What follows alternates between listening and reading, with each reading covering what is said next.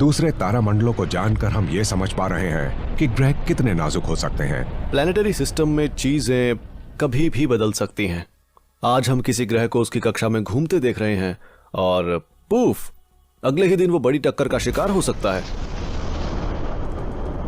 तो क्या फॉर्मलहॉट B system के साथ भी यही हुआ? क्या वो दूसरे प्लैनेट के साथ टकराया और पूरी तरह गायब हो गया? हाँ, हो सकता है।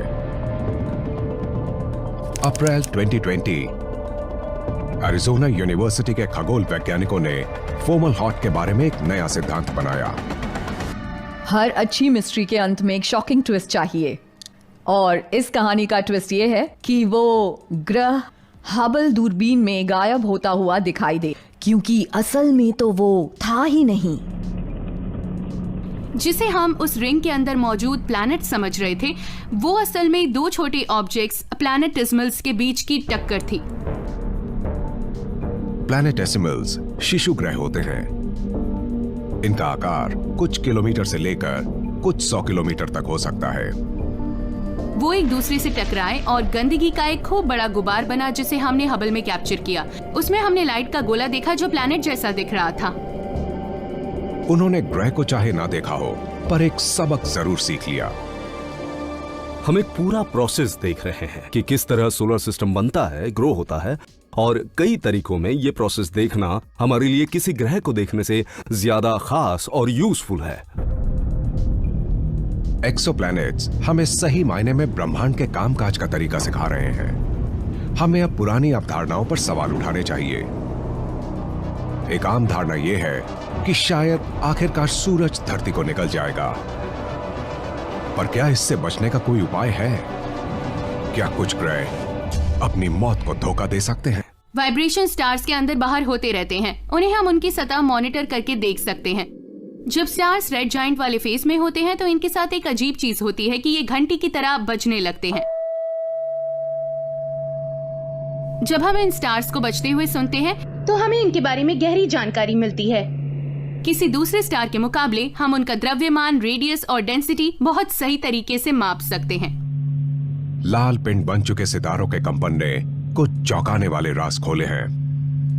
जब हमने उस स्टार के बचने को एनालाइज किया तो रियलाइज हुआ कि दूसरे तरीकों के मुकाबले अब इसका मास कम लग रहा था। इससे हमें मालूम चला कि वो असल में अपने रेड जॉइंट फेज से गुजर चुका है। जो सितारा हमें अब दिखाई दे रहा है वो अपने कुछ समय पहले के असली स्वरूप से काफी छोटा है। इस सितारे ने अपनी बाहरी परतें खो दी हैं और ये सिकुड़ने लगा है। अगर ये स्टार अपने रेड जाइंट फेज से गुजर चुका और फिर से सिकुड़ रहा है, इसका मतलब एक पॉइंट पर ये उस प्लैनेट के ऑर्बिट से बड़ा हुआ था। अगर ये ग्रह रेड जाइंट जोन के अंदर था तो नष्ट हो जाना चाहिए था, पर किसी तरह ये सही सलामत है। किसी भी थ्योरी से ये बचना नहीं चाहिए था, पर आज हम इसे सलामत देख रहे हैं। ये कमाल का सर्वाइवर है। तो हम इसके बचने की घटना को कैसे समझ सकते हैं? क्या इस ग्रह ने अपनी ऑर्बिटल पोजीशन बदल ली थी मौत से बचने के लिए? और या फिर HD 203949b मौत के कुएं में कभी आया ही नहीं? हो सकता है कि ये प्लैनेट असल में पहले बाहर की तरफ ही था और रेड जायंट फेज पूरा होने के बाद अंदर आया। हो सकता है कि गैस के कुछ बादल सितारे से झड़कर ग्रह तक पहुंचे। इस गैस से ग्रह अंदर की ओर खींचने लगा और उसकी कक्षा घटने लगी। सितारे के अपने अधिकतम आकार तक पहुंच जाने के बाद ग्रह धीरे धीरे अंदर आने लगा। और आज हम बदला हुआ सिस्टम देख रहे हैं। रेड जॉइंट फेज के बाद का स्टार ऐसे प्लैनेट के साथ जो पहले वहां था ही नहीं जहां आज है। ये बाहरी ग्रह लुप्त होने से तो जरूर बच गया होगा, पर इसका भविष्य ज्यादा उज्जवल नजर नहीं आ रहा। इसका सितारा सिकुड़ते सिकुड़ते आखिरकार ठंडा सफेद बौना सितारा बन जाएगा। अगर मैं वो प्लैनेट होती तो इसके बाद जिंदा रहने की बात से दुखी हो जाती, क्योंकि सब कुछ बदल जाएगा। अंधेरा होगा, ठंड होगी और मैं एक ऐसे सितारे से बंधी होंगी जो पहले जैसा नहीं रहा। यही हमारा भविष्य है, पर ऐसा अगले 5 अरब साल से पहले नहीं होने वाला। और तब तक हम अपनी धरती को शुक्रिया अदा कर सकते हैं कि हम इस पर रहते हैं, ना कि उन खतरनाक दुनियाओं में जिन्हें हमने दूसरी गैलेक्सी में देखा है। जितने ज्यादा एक्सो प्लैनेट्स हम ढूंढते जा रहे हैं उतना ही हमें एहसास हो रहा है कि हम कितने लकी हैं, क्योंकि हमने बड़े प्लैनेट्स देखे हैं और छोटे भी देखे हैं। एटमॉस्फेयर बहुत ज्यादा है, एटमॉस्फेयर बहुत कम है, स्टार्स बहुत नजदीक है, स्टार्स बहुत दूर है, पानी बहुत कम है, पानी बहुत ज्यादा है। यहाँ पृथ्वी पर हर चीज सही है।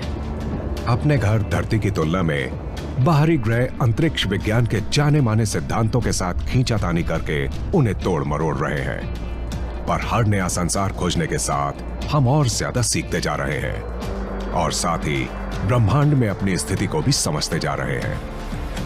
हम अगर ये समझ जाए कि प्लैनेट्स कैसे बनते हैं और इस तरह क्यों बनते हैं, कैसे इवॉल्व होते हैं, तो हम अपने खुद का पास्ट, प्रेजेंट और फ्यूचर ज्यादा अच्छे से समझ पाएंगे।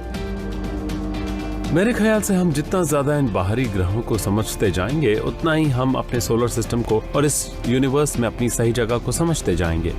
कई बार हम दूसरे ग्रहों के बारे में सोचते हैं और ये भी कि यूनिवर्स में कहीं ना कहीं तो हम जैसे जीव होंगे। मैं तो कहता हूँ कि ऐसे कई सारे अजीब अजीब ग्रह हैं जिनके बारे में हम सोच भी नहीं सकते। हमने कितनी खोज की है जिसमें हमें कितनी सारी अनोखी चीजें देखने को मिली हैं। ये बहुत इंटरेस्टिंग है। सोचिए कितना बोरिंग होता अगर हम सिर्फ एक सोलर सिस्टम के बारे में जानते।